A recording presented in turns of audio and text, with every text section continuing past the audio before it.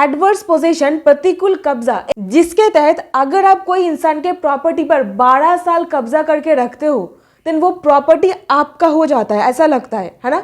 जरूरी नहीं है, नॉट नेसेसरी।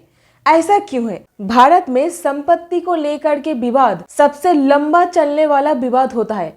कोर्ट में ये केस सालों साल लटकते हुए चलता है। ऐसे में आपके जो लीगल रिप्रेजेंटेटिव्स है यानी कि उत्तराधिकारी है, उन लोगों को आकर के रिप्रेजेंट करना पड़ता है। अब रिसेंट कुछ ऐसा सुप्रीम कोर्ट जजमेंट पास किए हैं जहां पर एडवर्स पोजीशन यानी कि प्रतिकूल कब्जा का ये जो डॉक्ट्रिन है ना, इसका बहुत डिटेल में डिस्कशन किया जा रहा है। तो एक लेटेस्ट सुप्रीम कोर्ट जजमेंट जहां पर supreme court of India clearly बोल दिए अगर ये सारा का सारा चीज आपके केस पर नहीं होगा तो एडवर्स पोजीशन आपको नहीं मिलेगा, आपको ये सारा का सारा चीज एट एनी कॉस्ट प्रूफ करना ही पड़ेगा। और आप इस जजमेंट का किस तरीके से फायदा ले सकते हो, आइए चलिए जान लेते हैं। हाय एवरीवन, मैं हूं एडवोकेट पापिया और आप देख रहे हो डिकोड द लॉ, जहां पर सिंपल लैंग्वेज में कानूनी ज्ञान आप तक पहुंचाते हैं ताकि आपको जागरूक बनाया जा सके। तो case title Vasant through legal representatives, Raja Lakshmi Rajam through legal representatives and others. Facts of the case, ये पर्टिकुलर केस में जंग छेड़ा था दादी अम्मा के प्रॉपर्टी को लेकर के। इनके 2 बच्चे थे,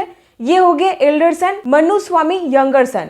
एल्डर सन रघुवलु नायडू के 2 बच्चे थे, सरोजा एंड राजा लक्ष्मी। और छोटे बेटा का डॉटर इन लोग किसी को अडॉप्ट किए थे, उनका ही नाम है वसंत था। तो इन दोनों के बीच में लड़ाई यहाँ पर लगी थी। दादी के प्रॉपर्टी को लेकर के ग्रैंड चाइल्ड के बीच का ये जो झगड़ा है अल्टीमेटली सुप्रीम कोर्ट में ट्रायल कोर्ट हाई कोर्ट होते हुए पहुंच गया था। तो सुप्रीम कोर्ट सबसे पहले अपने डिसीजन पर 3 पॉइंट्स ऑब्जर्व किए। डिक्लेरेशन ऑफ टाइटल सूट में सुप्रीम कोर्ट एडवर्स पोजीशन के कुछ प्रिंसिपल्स को डिस्कस किए।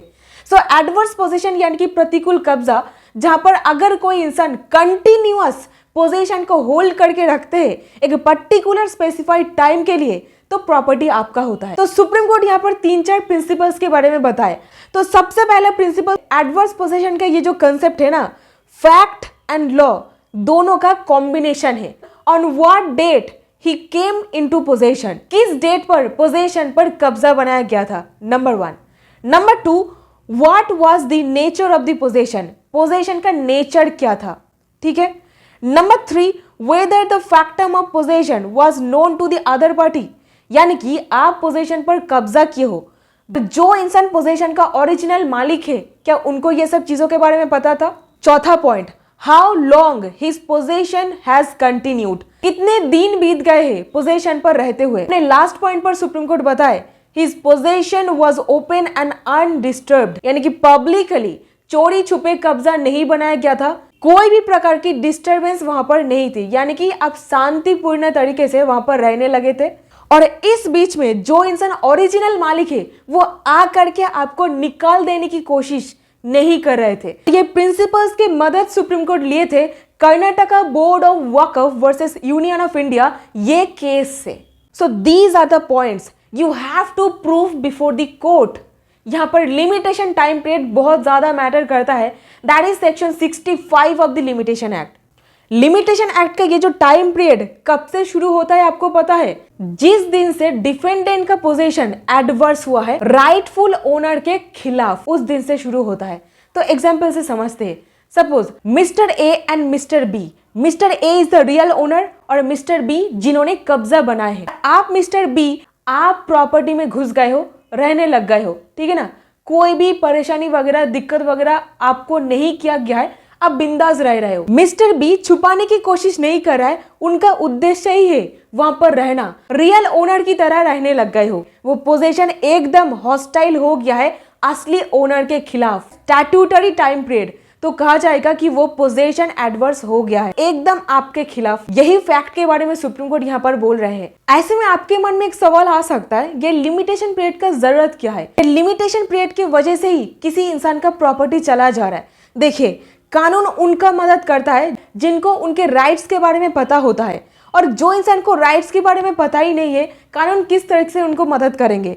तो सिंपली देखिए, एडवर्स पोजीशन किसी के राइट छीन भी रहा है और किसी का राइट बना भी रहा है। तो दूसरे तरीके से हम बोल सकते हैं तो किसी को प्रोटेक्शन दे रहा है जो प्रॉपर्टी को इतने सालों तक मेंटेन करके रखा है, और एक इंसान को सबक सिखा रहा है जो इंसान प्रॉपर्टी को निग्लेक्ट कर रहे थे। तो declaration of title suit barred by limitation हो जाता है। लिमिटेशन टाइम पीरियड आपको दिया ही इसलिए जाता है एक डॉक्यूमेंटरी या फिर ओरल एविडेंस उसका अवेलेबिलिटी मौजूद रहे।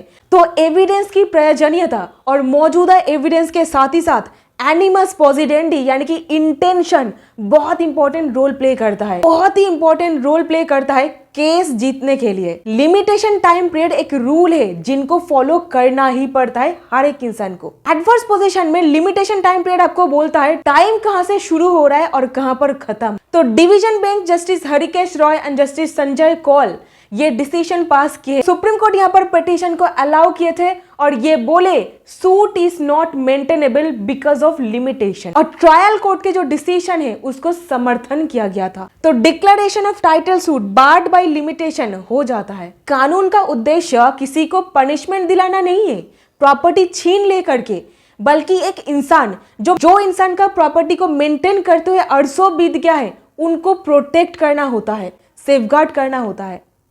और एक तरीके से एक इंसान को सबक सिखाया जा रहा है कि वो नेग्लिजेंट बिहेवियर दिखाए एक प्रॉपर्टी के प्रति। तो ये एक balance between law and fact है। सुप्रीम कोर्ट बहुत सारे केसेस का रेफरेंस यहाँ पर दिए, जिनमें से ये पर्टिकुलर केस मैं यहाँ पर डिस्कशन करके रखी हूँ।